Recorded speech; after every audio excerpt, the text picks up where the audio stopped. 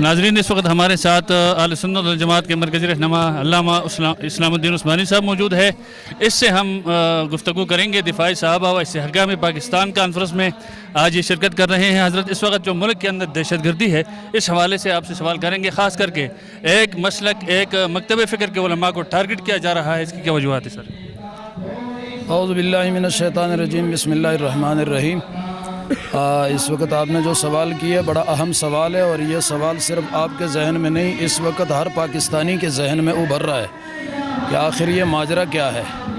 ہم مذمت پہ مذمت کر رہے ہیں, اور جہاں تک ایک مسلک کی بات ہے تو یہ شروع سے مطلب ہے کہ ہمارے ساتھ یہ ظلم ہو رہا ہے, اور میں سمجھتا ہوں کہ یہ ملک کے حق میں اور قوم کے حق میں یہ بہتر نہیں ہے. اس کی روک تھام ضروری ہے ملک کے استحکام کے لیے, امن و امان کے لیے.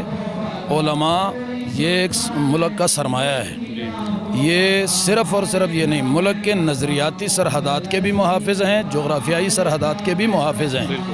اور جب نظریاتی اور جغرافیائی سرحدات کے محافظوں کو ٹارگٹ کیا جائے گا تو پھر وہ مملکتیں محفوظ نہیں رہ سکتی, وہاں استحکام اور امن برقرار نہیں رہ سکتا.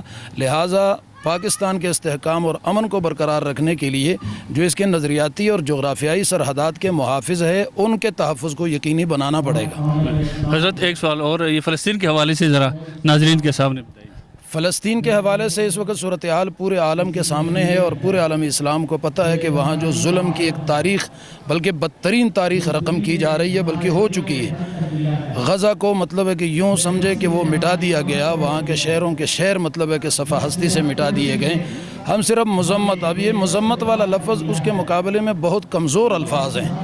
اب مذمت سے تو مطلب ہے کہ کام چلے گا نہیں, مرمت کی طرف جانا چاہیے. لہٰذا جو مسجد اقصیٰ ہمارے قبلہ اول کے قاتل ہیں ان کے اوپر قابض ہیں, اور فلسطین کے ان مضبوط ایمان رکھنے والے, ان معصوم بچے, عورتیں, بوڑھے, جوان جن کے قاتل ہیں, وہ مذمت سے سیدھے نہیں ہوں گے, بلکہ اسلامی دنیا کے تمام حکمرانوں سے ہمارا مطالبہ ہے کہ وہ مرمت کی طرف چل پڑیں.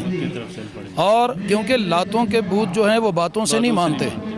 اس وقت پوری دنیا یہودیت اور نصرانیت اسرائیل کی پشت پر کھڑی ہے, لہٰذا تمام اسلامی دنیا کے حکمرانوں کو فلسطین کے پشتی بان بن کر قبلہ اول کی آزادی کے لیے اور اپنے مسلمانوں کے مددگار اور نصرت کرنے والے بن کر میدان عمل میں کھڑے ہو کر اپنی ایمانی غیرت کا مظاہرہ کرنا چاہیے.